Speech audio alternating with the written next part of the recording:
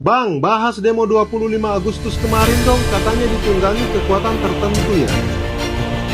Oke, coba kita bahas ya.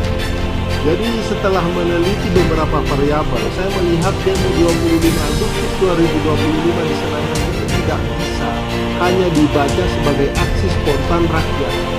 Aktivis gerakan yang biasa turun ke jalan dengan idealisme pasti bisa membaca pola-pola yang muncul, yang justru menegaskan bahwa ini adalah bagian dari sebuah operasi informasi yang dirancang dengan sangat teliti.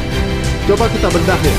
Pada fase pertama, yaitu isu planting, penanaman isu, kabar tentang tunjangan DPR dilempar ke ruang publik melalui kanal yang terfragmentasi, potongan video, infografis tendensius, dan narasi penuh amarah.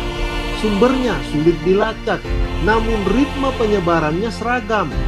Inilah ciri khas operasi proksi. Aktor utama tidak tampil, melainkan menggunakan jaringan perantara untuk menggoreng isu agar tampak organik. Fase kedua adalah framing dan agitprop. Isu tunjangan DPR tidak lagi disajikan sebagai data, melainkan dipelintir dengan narasi ideologis. DPR dianggap perampok uang rakyat, dianggap berpesta di atas penderitaan rakyat. Bahasa-bahasa emosional ini adalah instrumen agitasi, bertujuan membakar emosi publik dan menciptakan kondisi psikologis yang rawan untuk digerakkan. Fase ketiga yaitu mobilisasi terselubung. Dari ruang digital, ajakan aksi mulai bermunculan lewat akun-akun tanpa identitas, kelompok kecil tanpa struktur resmi, dan front organisasi yang sengaja diciptakan. Teknik ini mirip false flag operation. Seruan turun ke jalan seolah datang dari rakyat biasa, padahal dikendalikan oleh aktor bayangan. Ketika massa berkumpul, tahap keempat dimulai. Provokasi lapangan. Agen provokator disisipkan untuk memperkeras suasana, memancing bentrokan kecil, membakar simbol, atau memproduksi visual dramatis.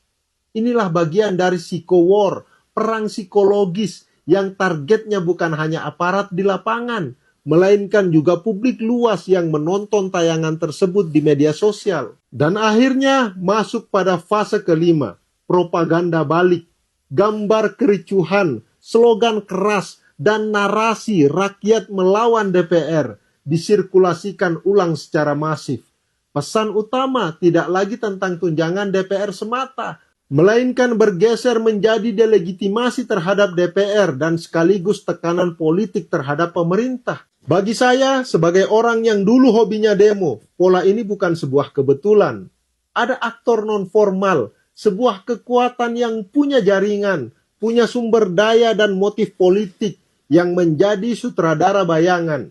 Mereka tidak turun ke jalan, tetapi mereka yang meniup peluit, menyalakan bara, lalu mengarahkan kemarahan rakyat untuk kepentingan strategis mereka.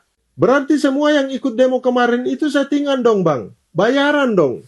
Tidak semuanya begitu. Masyarakat yang terlibat aksi kemarin yang mencoba meluapkan kemarahannya pada pemangku kebijakan, sejatinya mereka tulus.